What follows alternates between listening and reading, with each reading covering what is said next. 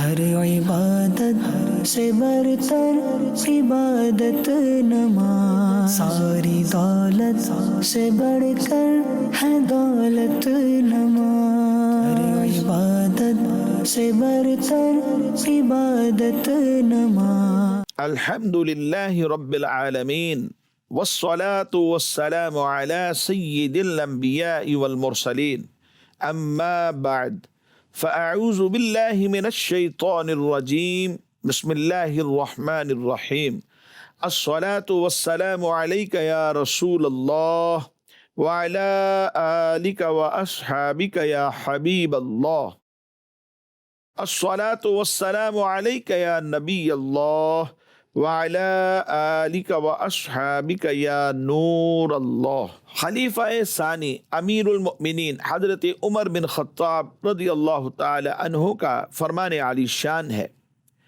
ان الدعاء موقوف بین السماء والارض، کہ بے شک دعا آسمان اور زمین کے درمیان میں ٹھہری رہتی ہے۔ کب تک؟ حتیٰ تصلی علی نبیک صلی اللہ علیہ وسلم، فرمایا یہاں تک کہ تو اپنے نبی صلی اللہ تعالی علیہ وآلہ وسلم پر درود بھیجے۔ صلو علی الحبیب صلی اللہ تعالی علی محمد صلی اللہ علیہ وسلم۔ پیارے پیارے اسلامی بھائیوں اور مدنی چینل کے ناظرین، ہم آج پھر اپنے سلسلے احکام نماز میں آپ کو خوش آمدید کہتے ہیں۔ حصول ثواب کی خاطر بیان سننے سے پہلے اچھی اچھی نیتیں بھی فرما لیجئے کہ فرمان مصطفیٰ صلی اللہ تعالی علیہ وآلہ وسلم ہے، نیت المؤمن خیر من عملہ، مومن کی نیت اس کے عمل سے بہتر ہے۔ مدنی چینل کے ناظرین، گزشتہ سلسلے میں ہم بیان کر رہے تھے کہ نماز نہ پڑھنے کے نقصانات کیا کیا ہیں۔ آئیے اسی سلسلے کو آگے بڑھاتے ہیں۔ نماز نہ پڑھنے کا ایک اور بھی بہت بڑا نقصان ہے، اور وہ نقصان یہ ہے کہ ایک نماز ایسی ہے جس کو ضائع کر دینا گھر بار سب کچھ تباہ کر دینے کے برابر ہے۔ حضرت عبداللہ بن عمر رضی اللہ تعالی عنہما آپ یہ کہتے ہیں کہ اللہ کے رسول صلی اللہ تعالی علیہ وآلہ وسلم نے ارشاد فرمایا جس شخص سے عصر کی نماز فوت ہو گئی، گویا اس کا گھر اور مال تباہ و برباد ہو گیا۔ اللہ اکبر۔ آج بیسیوں اور سینکڑوں نمازیں ضائع کرنے والے بے حس و بے پرواہ اور غافل ہو چکے ہیں۔ وہ سوچتے ہی نہیں ہیں کہ وہ کتنی بڑی تباہی اور بربادی مول لے رہے ہیں، اور کتنے سارے دنیاوی اور اخروی جو فوائد ہیں، جو منافع ہوتے ہیں، اس سے محروم ہو جاتے ہیں۔ مدنی چینل کے ناظرین، ہمیں غور کرنا پڑے گا۔ ہم اس دنیا میں اس لیے آئے ہیں کہ اللہ کی عبادت کریں۔ ہمیں رب کریم اپنی نعمتوں سے نواز رہا ہے، ہم چاہتے ہیں زیادہ سے زیادہ فوائد حاصل کر سکیں۔ ہمیں جو اللہ نے دیا ہے وہ ہمارے پاس رہے، ہم اسے محفوظ رکھیں، اس سے لطف اندوز ہوں، شریعت کے دائرے میں رہیں۔ وہ ہمارا مال، وہ ہماری نعمت جو رب کائنات نے ہمیں عطا کی ہے، وہ ہم سے چھن نہ جائے۔ تو اس کے لیے نماز پر پہرا دینا پڑے گا۔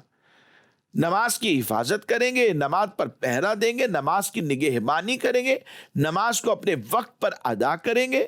پابندی وقت سے جب یہ کام ہوتا رہے گا تو انشاءاللہ الکریم رب کریم نے جو نعمتیں عطا فرمائی ہیں ان کی حفاظت بھی ہوگی۔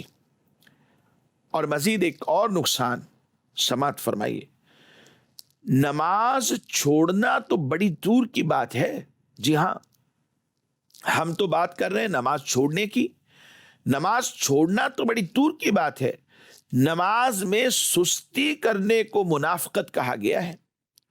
قرآن مجید سورہ النساء میں اللہ رب العزت آیت نمبر 142 میں ارشاد فرماتا ہے، ان المنافقین یخادعون اللہ وہو خادعهم وَإِذَا قَامُوا إِلَى الصَّلَاةِ قَامُوا كُسَالَىٰ يُرَاءُونَ النَّاسَ وَلَا يَذْكُرُونَ اللَّهَ إِلَّا قَلِيلًا۔ فرمایا بے شک اللہ سے چال بازیاں کر رہے ہیں، منافقت کر رہے ہیں. یہ منافق جو ہوتا ہے نا، اس کا ظاہر اور باطن ایک نہیں ہوتا. ظاہراً تو اسلامی لبادہ اوڑھتا ہے، ظاہر کچھ کرتا ہے اور اندر اس کے کچھ ہوتا ہے. پھر اس نفاق کی بھی دو صورتیں علماء نے بیان کی، نفاق اعتقادی اور عملی. ہم یہاں پر بات جو ہے وہ عمل کی کر رہے ہیں. نفاق عملی یعنی عمل میں سستی ہے. فرمایا بے شک منافق جو ہے اللہ تبارک و تعالی سے چال بازیاں کر رہے ہیں، اور وہ انہیں اس چال بازی کا بدلہ دینے والا ہے. جو منافق تھا، ان المنافقین یخادعون اللہ، یہ چال بازیاں کر رہا ہے کس کے ساتھ؟ اپنے رب کے ساتھ. وَهُوَ خَادِعُهُمْ، تو رب کریم ان کی چال بازیوں کا بدلہ انہیں دکھائے گا، انہیں دے گا. اور جب نماز کو کھڑے ہوتے ہیں وَإِذَا قَامُوا إِلَى الصَّلَاةِ قَامُوا كُسَالَىٰ، تو بڑی کاہلی کی حالت میں، سستی کی حالت میں کھڑے ہوتے ہیں. صرف کیا ہوتا ہے؟ یراؤون الناس، لوگوں کو دکھاوا ہوتا ہے. ولا یذکرون اللہ الا قلیلا، اور وہ نماز میں اللہ کا ذکر تھوڑا ہی کرتے ہیں. تو مدنی چینل کے ناظرین، یہ منافقت ہے. نماز میں سستی کرنا، نماز چھوڑنا بڑی دور کی بات ہے، اس میں سستی کرنا یہ بھی منافقت. ایک حدیث مبارک میں سماعت فرمائیے.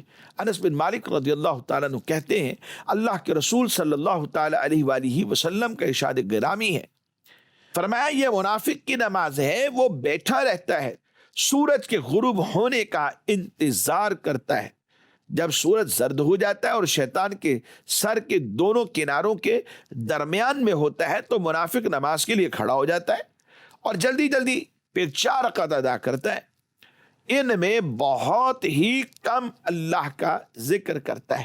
جب ٹائم ہی کم ہوگا، وقت ختم ہو گیا تو پھر مسئلہ، ٹائم ہی کم ہے تو پھر دیکھے گا جلدی جلدی پڑھ لوں اس سے پہلے کہ میرا نماز کا ٹائم ختم ہو جائے. بھائی ٹائم تو کافی تھا، ابتدائی وقت میں نماز پڑھ لیتے. نماز تو وقت باندھا فرض ہے. ان الصلاۃ کانت علی المؤمنین کتابا موقوتا، وقت شروع ہو گیا، اس شروع وقت میں جو اس کا مستحب وقت تھا اس میں نماز کو ادا کر لینا چاہیے تھا. لیکن سستی، نماز میں یہ سستی لوگوں کا معمول بنا ہوا ہے، بلکہ لوگ مستقل بے نماز ہو کر مسلم، مومن، محب دین اور محب رسول کہلواتے ہیں، جبکہ نماز میں سستی اور غفلت بھی منافق کی نشانی ہے اور علامت ہے. یہ نفاق کی علامت ہے. نماز کے اندر سستی، چاہے جائے کہ ہم کہیں نماز ہی چھوڑ دیں. تو اس لیے مدنی چینل کے ناظرین، یہ بہت بڑا نقصان ہے کہ بندے کو ایک ٹائٹل دے دیا جائے اور وہ کیا ہو کہ یہ منافق ہے. کتنا بڑا ٹائٹل ہے یہ. اور ایک اور نقصان، نماز میں سستی صدقہ و خیرات کے قبول نہ ہونے کا سبب بھی ہو سکتی ہے. قرآن مجید فرقان حمید میں اللہ کریم ارشاد فرماتے ہیں، وَمَا مَنَعَهُمْ أَن تُقْبَلَ مِنْهُمْ نَفَقَاتُهُمْ إِلَّا أَنَّهُمْ كَفَرُوا بِاللَّهِ وَبِرَسُولِهِ وَلَا يَأْتُونَ الصَّلَاةَ إِلَّا وَهُمْ كُسَالَىٰ وَلَا يُنْفِقُونَ إِلَّا وَهُمْ كَارِهُونَ. کوئی سبب ان کے خرچ کی قبولیت کا نہ ہونے کا اس کے سوا نہیں کہ یہ اللہ اور اس کے رسول کے منکر ہیں اور بڑی کاہلی سے ہی نماز کو ادا کرتے ہیں اور برے دل سے خرچ کرتے ہیں. خرچ بھی برے دل سے ہے اور ادھر سستی اور کاہلی کے ساتھ نماز کو ادا کرتے ہیں. نماز میں سستی قبولیت صدقہ و خیرات کی راہ میں رکاوٹ بن جاتی ہے. اس لیے مدنی چینل کے ناظرین، نماز میں سستی تو ہرگز بھی نہیں ہونی چاہیے، وقت پر ادا کریں. مزید ایک اور بہت بڑا نقصان، نماز چھوڑنے والا جو ہے اس کا انجام بڑا خطرناک ہوتا ہے. حضرت عبداللہ بن عمر بن عاص رضی اللہ تعالیٰ عنہ آپ فرماتے ہیں کہ اللہ کے رسول صلی اللہ علیہ وسلم نے یہ بات ارشاد فرمائی، فرمایا جس شخص نے نماز پر پختگی اختیار نہ کی اس کے لیے قیامت کے دن روشنی، دلیل اور نجات نماز نہیں ہوگی. یعنی قیامت کے دن اس کے لیے روشنی، دلیل اور نجات نہیں ہوگی. اور وہ کیا ہوگا؟ فرمایا وہ قیامت کے دن قارون، فرعون، حامان اور ابی بن خلف، یہ جو کفار ہیں ان کفار کے ساتھ ہوگا۔ اللہ اکبر۔ لمحہ فکریہ مدنی چینل کے ناظرین، نماز کتنی ساری خصوصیات والی عبادت ہے، اور نماز کی پابندی کس قدر فوائد اور منافع کی ضامن ہے، اور نماز میں سستی اور کوتاہی دنیا اور آخرت کے اندر بندے کے لیے محرومی اور سیاہ بختی، بدبختی کا سبب بن جاتی ہے۔ دعا کرتے ہیں کہ اللہ رب العزت ہمیں پکا، سچا، باعمل نمازی مسلمان بنائے، اور ہمیں پرہیزگاری اور تقوی کی دولت سے مالک کریم فیض یاب فرمائے۔ مدنی چینل کے ناظرین، سلسلہ تھا نماز اشراق و چاش کے متعلق احکام کا۔ چند ایک نماز اشراق اور چاش کے حوالے سے ہم نے چیزیں بیان کی تھی کہ ان کی فضیلت کیا ہے، اور نماز اشراق اور چاش کی جو شرعی حیثیت ہے کہ یہ نماز سنت مستحبہ ہے، یہ ہم نے بیان کرنے کا شرف حاصل کیا تھا۔ مزید آگے اسی کو لے کر کے چلتے ہیں کہ اشراق کی جو نماز ہے اس کا وقت کتنے بجے شروع ہو جاتا ہے، یہ بھی ایک اہم بات ہے۔ تو یاد رکھیے کہ اشراق و چاش کا جو وقت ہے یہ سورج طلوع ہونے کے 20 منٹ بعد سے شروع ہو جاتا ہے۔ نماز فجر کا وقت ختم ہوا، مکروہ وقت شروع ہو گیا، 20 منٹ یہ گزرے۔ اب 20 منٹ گزرنے کے بعد نماز اشراق اور نماز چاش ان دونوں کا وقت شروع ہو جاتا ہے، اور چونکہ روزانہ کے اعتبار سے سورج کے طلوع ہونے کا وقت جو ہے وہ مختلف ہوتا ہے، اس لیے اشراق و چاش کا وقت بھی روزانہ کے اعتبار سے مختلف ہوتا رہتا ہے۔ تو اس کے لیے کیا کرنا چاہیے؟ اوقات الصلاۃ کے نام سے جو نقشہ جات مل جاتے ہیں، الحمدللہ ہمارے دعوت اسلامی کی جو مجالس ہیں انہوں نے بھی اسے شائع کیا ہے۔ تو آپ جو اوقات الصلاۃ ایپ ہے وہ موبائل میں کر سکتے ہیں، لوکیشن آپ کی لگ جائے گی، جس بھی شہر میں ہوں گے اس شہر کے اعتبار سے آپ کو وہ ٹائم دے گا، آپ کو بتائے گا کہ سورج کب طلوع ہوا، اور اب جب وہ طلوع ہوا تو اس سے 20 منٹ کے بعد اشراق اور چاش کا وقت شروع ہو گیا۔ اور مدنی چینل کے ناظرین، مزید ایک اور سوال شامل سلسلہ کرتے ہیں کہ چاش کی نماز کس وقت پڑھی جائے گی؟ چاش کی نماز کا بھی وقت وہی ہے جو اشراق کی نماز کا وقت ہوتا ہے، یعنی سورج طلوع ہونے کے 20 منٹ بعد سے یہ وقت شروع ہو جاتا ہے، اور ضحوہ کبریٰ یعنی نصف النہار شرعی، جسے عوام الناس یہ کہتے ہیں کہ یہ زوال کا وقت ہے، اس وقت کے شروع ہونے سے پہلے تک یہ وقت رہتا ہے۔ اس دوران میں نماز اشراق بھی پڑھی جا سکتی ہے اور نماز چاش بھی پڑھی جا سکتی ہے۔ مزید ایک سوال شامل سلسلہ کرتے ہیں، کیا ان دونوں نمازوں کو اکٹھا ایک ساتھ پڑھ سکتے ہیں؟ جیسے ہی سورج طلوع ہوا پھر اس کے 20 منٹ کے بعد وقفہ دیا، 20 منٹ کے بعد کیا دونوں کو اکٹھے بھی پڑھا جا سکتا ہے؟ جی ہاں، نماز اشراق اور چاش یہ دونوں نمازیں ایک ساتھ بھی پڑھی جا سکتی ہیں، ان کے درمیان وقفہ کرنا یہ ضروری نہیں ہے۔ ہاں البتہ بہتر اور افضل یہ ہے کہ چاش کے جو نوافل ہیں یہ چوتھائی دن چڑھے پھر اس کے بعد پڑھا جائے، لیکن اگر اشراق کے ساتھ ہی پڑھ لیے جائے، ادھر اشراق کے 2 نفل پڑھے تو ساتھ ہی چاش کے بھی 2 نفل پڑھ لیے، تو اس میں بھی کوئی حرج نہیں، دونوں کو ملا کر پڑھنا یہ جائز ہے۔ مزید ایک سوال شامل سلسلہ کرتے ہیں، ایسا بندہ کہ جس کے ذمے قضا نمازیں ہوتی ہیں، بہت ساری قضا نمازیں باقی ہیں، تو کیا وہ شخص اشراق کی نماز پڑھ سکتا ہے؟ کیونکہ یہ بات معروف ہے کہ نفل پڑھنے سے وہ معلق رہتے ہیں، کیونکہ اس کے ذمے قضا نمازیں باقی ہیں، اسے چاہیے تھا کہ قضا نمازیں پڑھے۔ تو کیا وہ شخص کہ جس کے ذمے بہت ساری قضائیں ہیں وہ اشراق اور چاش کی نماز پڑھ سکتا ہے؟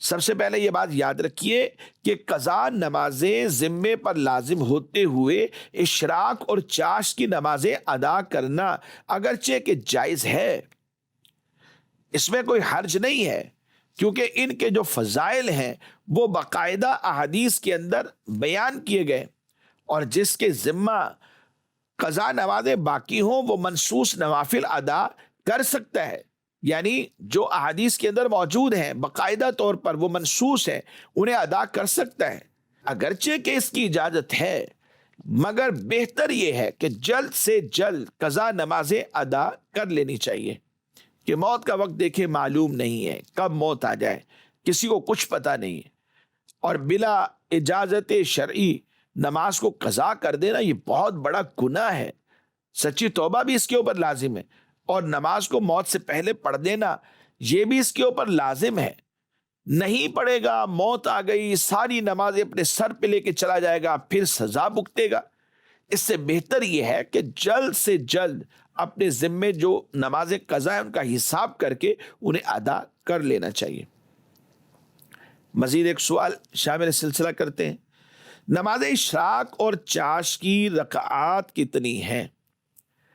حضرت انس بن مالک رضی اللہ تعالیٰ عنہ کی روایت کے مطابق آپ کہتے ہیں کہ اللہ کے نبی صلی اللہ علیہ وسلم نے ارشاد فرمایا، جو فجر کی نماز با جماعت پڑھ کر ذکر خدا میں مشغول رہے یہاں تک کہ آفتاب بلند ہو جائے، پھر 2 رکعتیں پڑھے تو اسے پورے حج اور عمرہ کا ثواب ملے گا۔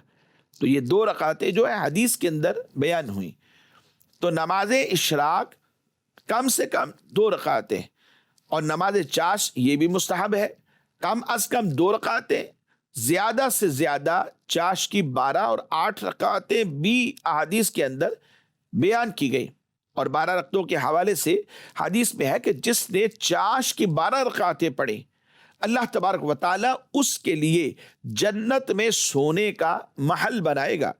اس حدیث کو امام ترمذی رحمۃ اللہ تعالی علیہ نے اپنی کتاب میں انس بن مالک رضی اللہ تعالی عنہ سے روایت کیا، اور سنن ابن ماجہ میں بھی حضرت انس بن مالک رضی اللہ تعالی عنہ سے ہی یہ حدیث مبارک مروی ہے۔ مدنی چینل کے ناظرین، آئیے آج کے سلسلے میں چند ایک ریکارڈڈ سوالات بھی ہم شامل کرتے ہیں۔ جی سوال چلائیے۔ میرا نام محمد قمر زمان اطاری ہے۔ مفتی صاحب سے میرا سوال یہ ہے کہ مسجد کے امام صاحب کرسی پر بیٹھ کر اشارے سے فرض نماز پڑھاتے ہیں اور سجدہ زمین پر نہیں بلکہ اشارے سے کرتے ہیں، تو کیا ان کے پیچھے ایسے لوگوں کی نماز ہو جائے گی جو سجدہ زمین پر کرتے ہیں اور رکوع بھی کرتے ہوں؟ مفتی صاحب جواب ارشاد فرما دیں۔ جو شخص کرسی پر بیٹھ کر امامت کرواتا ہے اور سجدہ زمین پر نہیں کرتا، کسی عذر کی بنا پر اشارے کے ساتھ وہ نماز پڑھتا ہے، یعنی رکوع اور سجدہ وہ اشارے سے کرتا ہے، تو اس کے پیچھے ایسے نمازیوں کی نماز نہیں ہوگی کہ جو رکوع اور سجدے پر قدرت رکھتے ہیں۔ جی ہاں، اس کی وجہ یہ ہے کہ اس صورت میں قوی کا ضعیف کی اقتداء کرنا یہ لازم آ رہا ہے، جبکہ یہ درست نہیں ہے۔ قوی کا ضعیف کی اقتداء کرنا شریعت نے اسے درست قرار نہیں دیا، تو اس طرح کیا ہوگا کہ جو رکوع اور سجدے پر قدرت رکھتے ہیں ان کی نماز نہیں ہوگی۔ ہاں، جنہیں امام جیسا عذر ہے اور وہ بھی اشارے سے بیٹھ کر ہی پڑھ رہے ہیں، رکوع اور سجدے پر قدرت نہیں ہے، ان کی امام کے پیچھے نماز ہو جائے گی، اس امام کے پیچھے کہ جو اشارے سے کرسی پر بیٹھ کر نماز پڑھ رہا ہے۔ تو اس مسئلے کو خوب یاد کیجئے اور اس پر عمل بھی کیجئے۔ مزید سوال چلائیے۔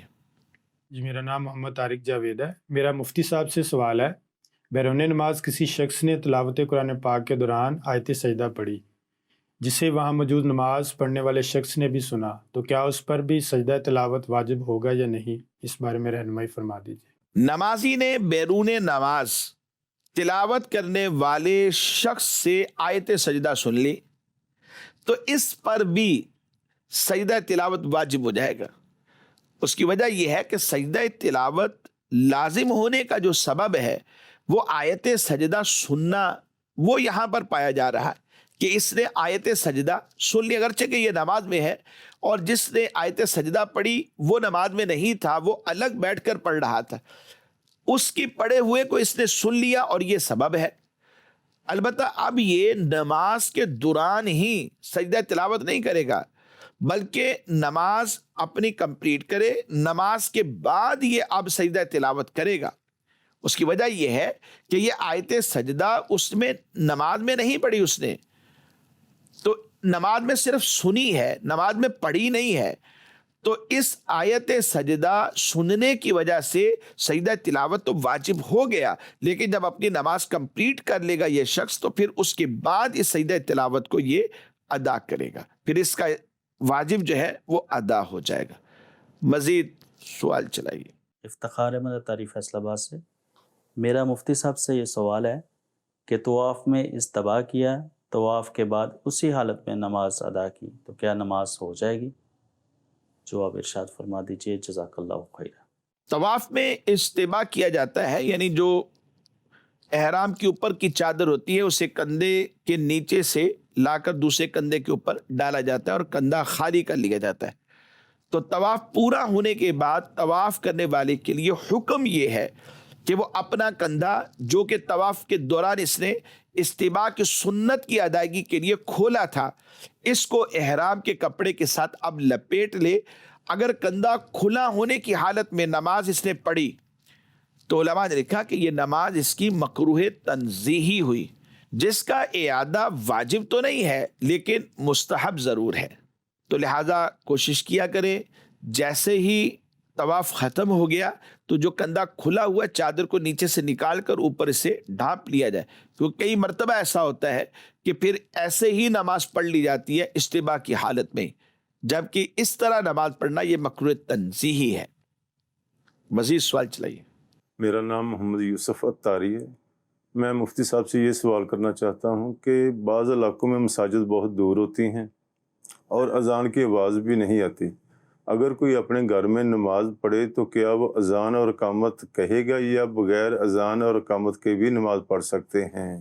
اگر کوئی شخص گھر میں نماز پڑھے کسی وجہ سے اور وہ ایسی جگہ پر موجود ہے جہاں پر قریب میں کوئی مسجد بھی نہیں ہے اور نہ ہی وہاں اذان کی آواز آتی ہے، تو وہاں پر علماء نے یہ حکم دیا کہ اذان اور اقامت کے ساتھ نماز ادا کی جائے، کیونکہ ایسی جگہ اذان و اقامت دونوں کو ترک کر کے نماز پڑھنا یہ مکروہ ہے۔